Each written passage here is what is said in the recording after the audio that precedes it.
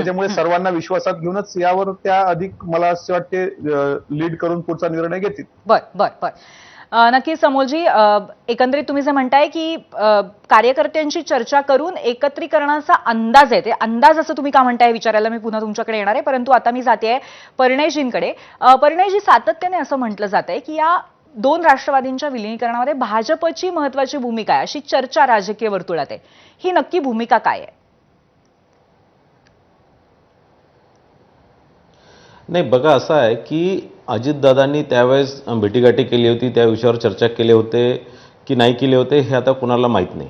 आता असं आहे की अजितदादा गेल्यानंतर मला असं वाटतं की या सगळ्या विषयांवर किंवा विलिनीकरणाच्या विषयावर पूर्णविराम लागलेला आहे. जसं विकासजींनी सांगितलं की जसं आता या सगळ्या चर्चा करण्यात काही अर्थ नाही, पण मला असं वाटतं की या चर्चा मुद्दाम घडून आणत आहे. आता असं आहे की जर अजितदादांनी जर समजा त्यावेळेसचं विलिनीकरण करण्याचं जर त्यांनी जर ठरवलं असतं किंवा त्यांच्या जर मनात असलं असतं तर त्यांनी नेहमी जे ते राज्य सरकार चालवत असताना नेहमी कोणतेही विषय असतील ते माननीय देवेंद्रजींसोबत, म्हणजे राज्याचे प्रमुख म्हणून किंवा त्यांचे जवळचे मित्र म्हणून ते देवेंद्रजीसोबत नेहमी चर्चा करायचे. त्या संदर्भातली कुठली चर्चा त्यांनी देवेंद्रजीसोबत केली असती नाही, तर किंबहुना त्यांच्या पक्षातील जे प्रमुख नेते आहेत, प्रफुल्ल पटेल साहेब असतील, सुनील तटकरे साहेब असतील, छगन भुजबळ साहेब असतील, आज त्यांच्या ज्या भगिनी आहेत त्यांनी असं म्हटलेलं आहे की माझ्या आणि माझ्या दादांमध्ये जे काही चर्चा झालेली आहे ती माहिती आहे, ती वास्तव आहे, असं सुप्रिया सुळेंनी आज म्हटलेलं आहे. म्हणजे किती बघा, हे काही वैयक्तिक कोणत्या घरगुती चर्चा नाही, या कोणत्याही घरगुती चर्चा नव्हत्या, या पक्षाच्या विलिनीकरणाच्या चर्चा होत्या.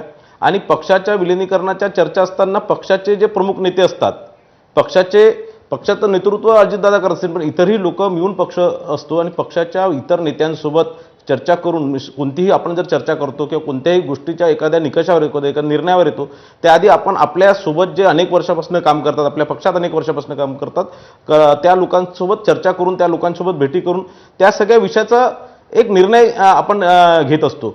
आता प्रफुल्ल पटेलजींना नाही विचारलं, भुजबळ साहेबांना नाही विचारलं, कुणाला तटकरे साहेबांना ते माहीत नाही, किंबहुना किमान त्यांचे जे सुपुत्र आहे सन्माननीय पारदादा असतील किंवा जयजी असतील यांच्यासोबत त्यांनी चर्चा केली असती नाही, तर जर कोणासोबत चर्चा नाही केली असती, जर घरगुती जर विषय असला असता तर त्यांच्या पत्नी श्रीमती सुमित्राताईंसोबत तर ते बोलले असते आणि त्यांनी निश्चितच या सगळ्या विषयाचं काही ना काही तर घरी चर्चा केली असती.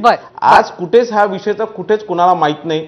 फक्त काही सत्ता पिसासू जे लोक आहेत, काही नेते आहेत शरद पवार गटाचे, त्यांना ते मुद्दाम ह्या सगळ्या विषयाचं काहीतरी हे करत असतील.